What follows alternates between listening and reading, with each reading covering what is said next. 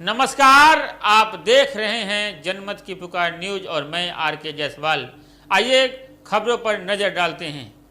Bharatiya Janata party के राष्ट्रीय अध्यक्ष जेपी नड्डा ने कहा कि प्रधानमंत्री नरेंद्र मोदी के नेतृत्व में भारत की तस्वीर तेजी से बदल रही है और भारत की अर्थव्यवस्था में उछाल एवं उत्थान देखने को मिल रहा है।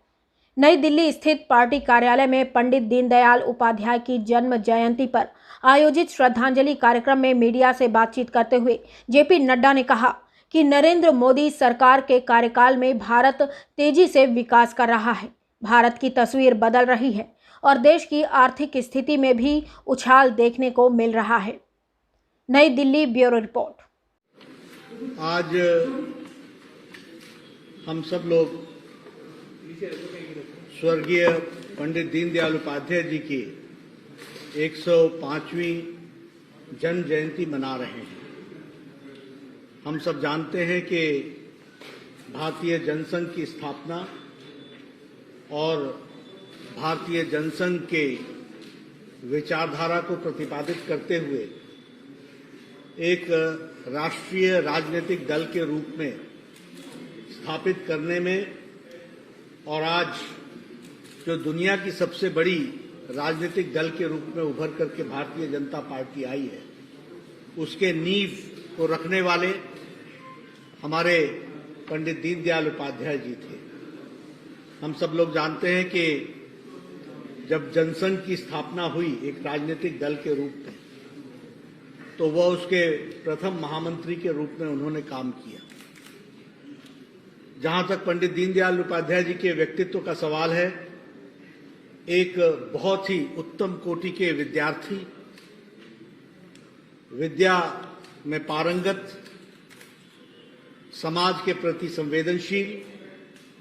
और समाज के प्रति समर्पित और प्रखर वक्ता के रूप में हम सब लोग जानते हैं। उनके जीवन में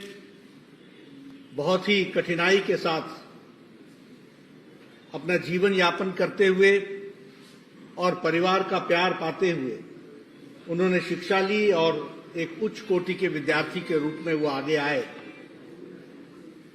और जीवन में उनको सरकारी नौकरी के रूप में एक नहीं अनेक मौके आए, लेकिन शुरू से ही उन्होंने अपने आप को समाज के प्रति समर्पित करने का तय किया, निर्णय किया और भारतीय जनसंघ के संस्थापन के समय वो महामंत्री बने और लंबे समय तक वो महामंत्री के रूप में उन्होंने काम किया और बाद में कालीकट अधिवेशन में वो भारतीय जनसंघ के अध्यक्ष भी बने। उनकी राजनीतिक यात्रा बहुत छोटी थी, बहुत कम अवधि की थी, लेकिन इस छोटी अवधि में उन्होंने अपने आप को और जनसंघ को बढ़ाने में अपनी बहुआयामी प्रतिभा के कारण बहुत कम समय में जनसंघ को स्थापित करने में उनका एक विशेष योगदान था। वो एक ऐसे राजनेता थे जिनमें तीनों गुण उपस्थित थे, विद्यमान थे। वो एक राजनेता भी थे, वो एक संगठक भी थे और वो एक विचारक भी थे। अगर हम राजनेता के रूप में उनको देखें तो हमारे को ध्यान में आता है कि 1951 की स्थापना जनसंघ की होने के बाद बहुत ही कम अवधि में भारत की संसद में डॉक्टर श्यामा प्रसाद मुखर्जी के नेतृत्व में भारतीय जनसंघ को एक स्थान दिलाने का काम, एक प्रमुख विपक्ष की भूमिका दिलाने के काम में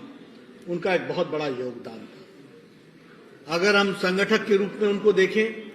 तो बहुत कम समय में उन्होंने भारतीय जनसंघ को एक अखिल भारतीय रूप देने में वो सफल हुए थे। और अगर हम विचारक के रूप में देखें तो हम देखते हैं कि एकात्म मानववाद का प्रतिपादन करने वाले और भारतीय जनसंघ को एक विचारधारा के साथ जोड़ते हुए एक विचार यात्रा की तरफ आगे बढ़ाने में उनका विशेष योगदान था। अगर हम बात करें एकात्म मानववाद की तो हम कह सकते हैं कि आज उसी यात्रा को आगे बढ़ाते हुए, उसका अनफोल्डमेंट करते हुए भारतीय जनता पार्टी आज अग्रसर प्रधानमंत्री मोदी जी के नेतृत्व में हो रही है। यदि आपको याद होगा, जब पहल जनता पार्टी की सरकारें बनी, जिसमें जनसंघ का बहुत बड़ा योगदान था, और बाद में विशुद्ध भारतीय जनता पार्टी की सरकार बनी, तो उसमें एकात्म मानववाद की यात्रा का अनफोल्डमेंट होते हुए अंत्योदय आया, और उसी अंत्योदय को आगे बढ़ाते हुए आदरणीय प्रधानमंत्री जी के नेतृत्व में सबका साथ, सबका विकास, सबका विश्वास और उसके साथ साथ सबका प्रयास, ये आगे बढ़ा। और हम सब लोग जानते हैं कि फिर चाहे आर्थिक विषय हो, चाहे सामाजिक विषय हो, दोनों ही विषयों में, और चाहे वो सोशल सेक्टर के में अपना योगदान का विषय हो, सभी विषयों में प्रधानमंत्री जी की योजनाएं, उसका प्रेरणा स्रोत एकात्म मानववाद रहा, और अंत्योदय से वो यात्रा बढ़ते बढ़ते सबका साथ, सबका विकास, सबका विश्वास और सबके प्रयास तक पहुंचा है। फिर चाहे वो जनधन योजना हो, फिर चाहे वो इकोनॉमिक इंक्लूसिव के कार्यक्रम हो, फिर चाहे वो डायरेक्ट बेनिफिट ट्रांसफर हो, फिर चाहे वो आयुष्मान भारत हो, फिर चाहे वो उज्ज्वला योजना हो, फिर चाहे वो उजाला योजना हो, फिर चाहे वो प्रधानमंत्री गरीब कल्याण अन्न योजना हो, फिर चाहे वो प्रधानमंत्री गरीब किसान किसान योजना हो, ये सारी योजनाओं में अगर आप देखेंगे कि किसान को सबल बनाना, गरीबों को संबल बनाना, उनके लिए आर्थिक दृष्टि से उनको मजबूती प्रदान करना, उनके स्वास्थ्य की चिंता करना, स्वच्छता अभियान के माध्यम से महिलाओं का सशक्तिकरण करना, सौभाग्य योजना के तहत गरीब आदमियों के मूलभूत सुविधाओं को पहुंचाने की योजना बनाना, ये सारे कार्यक्रम जो प्रधानमंत्री मोदी जी के नेतृत्व में चल रहे हैं, यह एकात्म मानववाद के विकास यात्रा का एक परिणाम के रूप में हम सबको देखने को मिला है। और हम सब जानते हैं कि आज इन योजनाओं के तहत भारत की तस्वीर बदल रही है, और भारत की स्थिति में जिस तरीके का आर्थिक उत्थान आया है, उन सब की वैचारिक यात्रा पंडित दीनदयाल उपाध्याय जी की विचार यात्रा से प्रारंभ होती है। आज हम लोग सभी बूथों पर